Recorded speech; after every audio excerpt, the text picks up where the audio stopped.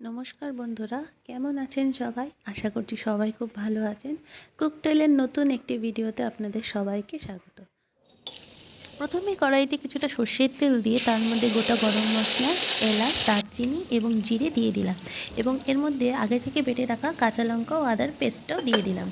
তা আপনারা স্বাদ মতন দেবে এবং আগে থেকে বেটে রাখা কাজু পোস্ত বাটাটাও দিয়ে দিলাম। এবার মশলাটা কিছুক্ষণ কষিয়ে নিয়ে তার মধ্যে আমি গুঁড়ো মশলাগুলো অ্যাড করছি। 1 চামচ ধনে গুঁড়ো, একটু লঙ্কার গুঁড়ো, এটা কাশ্মীরি লঙ্কার গুঁড়ো ব্যবহার করেছি, এবং লবণ দিয়ে দিলাম। ভালো করে মশলাটা কষে গেলে এবং তেল ছেড়ে গেলে এবং এর মধ্যে আমি সামান্য জিরে গুঁড়ো অ্যাড করেছি। মশলাটাকে ভালো করে কষিয়ে নেব এবং কেটে রাখা পনিরগুলোকেও আমি অ্যাড করে দিলাম। হ্যাঁ, এই রেসিপিটিতে পনিরগুলোকে ভাজার কোনো দরকার নেই। পনিরগুলো এমনি দিলেই খুব সফট হয় এবং খেতে খুব ভালো হয়। এখন আমার যতটা গ্রেভি প্রয়োজন সেই অনুযায়ী আমি গরম জল অ্যাড করে দিলাম এবং পনিরের রেসিপিতে একটু মিষ্টি দিলে স্বাদটা ভালো হয়, সেই জন্য 1 চামচ চিনি দিয়ে দিলাম। এবার বাড়িতে বানানো ঘি ও গরম মশলা দিয়ে আমি কিছুক্ষণ সিমে রেখে নামিয়ে নেব।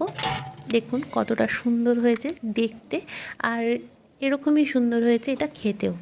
তাই আপনাদের কাছে রিকোয়েস্ট করব, অবশ্যই একবার বাড়িতে বানিয়ে খেয়ে দেখবেন। এটা রুটি, লুচি, পরোটা, ভাত, পোলাও যার সাথেই খাবেন খুবই ভালো লাগবে। ভিডিওটি ভালো লাগলে লাইক, শেয়ার এবং সাবস্ক্রাইব ও কমেন্ট করে পাশে থাকার অনুরোধ রইল। ধন্যবাদ।